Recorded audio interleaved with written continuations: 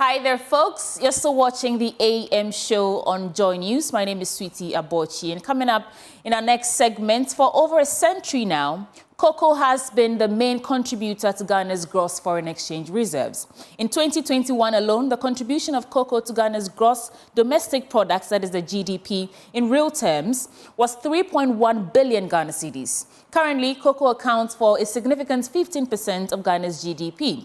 In that regard, Ghana is still working to increase the yield to a larger metric tons. James Ishen visited some farms in the western and central regions to further explore some of the impacts of the hand of pollination on these cocoa farms. Here's AM Business for you.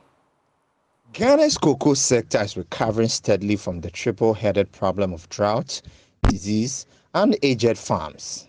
The challenge meant that in the past couple of years, the second largest cocoa producer nation in the world had struggled at meeting production target for its premium cocoa bean. The Ghana COCOBOD, which regulates the sector, introduced earth productivity enhancement programs aimed at resuscitating production levels.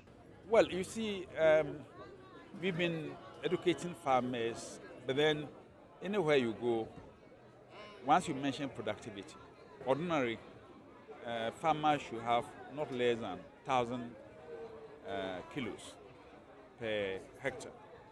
Our farmers were doing 450 kilos per hectare, which is very low. Now we've been able to bring them to 600 kilos per hectare, kilograms per hectare. We want to move them beyond 1,500, that's 1.5 tons. That's what we are aiming at. Of course, we have a number of farmers who are making more than 1.5 tons. Some are even doing about 2.5 tons per hectare, which is very good. But the generality is that many of our farmers are still not, catching up. So debates like this are the opportune time. We use it as an opportunity to drum home some of the interventions that our extension officers are impacting onto the farmers. Annual cocoa beans output has been falling from a historic high of 1 million metric tons in the 2010-2011 crop year to an average of 800,000 metric tons currently. Under the PEP, such initiatives as cocoa farm rehabilitation, mass spraying, hand pollination, mass pruning, fertilizer application, irrigation, and continuous farmer education on good agronomic practices are being carried out in all 7 cocoa growing regions. A COCOBOD extension coordinator in the central region said the hand-pollinated farms are now producing between 25 to 30 bags per acre. Initially, it's about the adoption of the new programs that COCOBOD normally used to establish. Normally, when you are trying to establish something, we have early adopters and also there are some late adopters. So the people who are able to adopt it early, unless the others see the results, they don't normally adopt it fast. That is a major challenge. That is the adoption process. It's a very big challenge. And also, farmers do sometimes politicize the cocoa farming system. When a new government comes, when you are giving some information, so they think you are linked to a certain political party, but the cocoa doesn't have a political color. We are working for God and for nation. That is what we are doing. But the farmers, normally when the politicians come, they do their propaganda, blah, blah, blah, blah. They do certain stuff. It is a major challenge.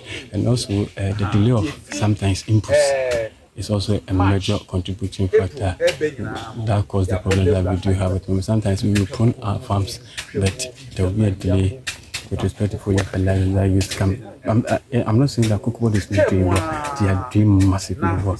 But sometimes I don't know the processes that the chemicals may go through delays. And when farmers see that the thing has delayed, you promise farmer that open your farm, I'll bring you chemical, and it delays. The following year, you'll be like, no, I won't do it because when you promise the thing, they don't know what to come. But this year won't be so good. There has been influx of chemicals when they did their pruning. Even before you do the pruning, the chemicals were available. So as soon as they did it, we give them the chemicals. The implementation of vest combination therapy for Ghana's declining cocoa yields seem to fan COCOBOD's confidence in attaining once again and possibly surpassing the 1 million metric tons mark in coming seasons. Hand pollination is the artificial process whereby pollen is collected from flowers on a tree or nearby ones and dropped on the stigma of the flower. This process leads to cross-pollination, increasing the number of flowers pollinated daily, which then result in massive fertilization and cereal development. Because some of the farms are not pruned. Some are also well pruned. You have those that are not pruned lack the flowers and then the pulse. But those that have been pruned, you can see that the condition of the cocoa farms look good, which is very encouraging. Now that they are applying the liquid fertilizer, they are going to have some flowers and then translate into cereals and then pods. In one of our visits to the farms in the central region, I met a cocoa farmer, Kwame Alex. According to him, the hand pollination intervention effectively applies the brakes on the cocoa sector's contribution to environmental degradation. He added that, with education intensified, farmers will widely adopt the productivity enhancement interventions, including hand pollination, to earn more with existing farms and also contribute profitably to afforestation by growing more forest trees on farms.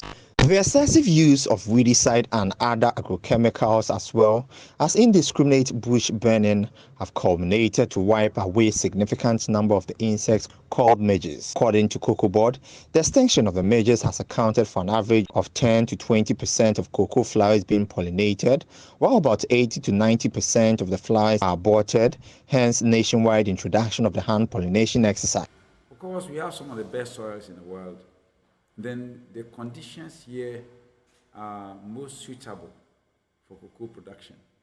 Therefore, if we are producing around 0.45 tons per hectare, whereas in other places they are recording 1.5 to 2.5 tons per hectare, it means that we were far, far, far away from the best of practices. So we've set it as an objective to increase the productivity of our farmers. I wouldn't say that all had been, perfect, but I'm satisfied with what we've done so far. The various interventions have caught on very well with a number of our farmers. And from this field trip, we noted from central region through to western south here that many of our farmers are really following the various interventions that we've been introducing. First and foremost, had to do with pruning. Pruning is very, very, very important. And we went around. I can confidently say that almost about 80% of the farms have been pruned. Statistics from the COCOBOD indicated that in 2018 and 2019 season, for instance, a total of 16,370.40 acres in the Bono East and Ahafo region were unpollinated. The human-induced cross-fertilization exercise covered about 17,382 individual farmers in 8 cocoa districts: Goso, Doma, Bechem, Brekum, Sankori, Techiman, Nkranonkwanta, and Adiesoba. The farmers' yield increased considerably from 3 to 4 bags, that is 64 kilograms per acre, to averaging 15 to 20 bags. For Joy Business, James Eshen.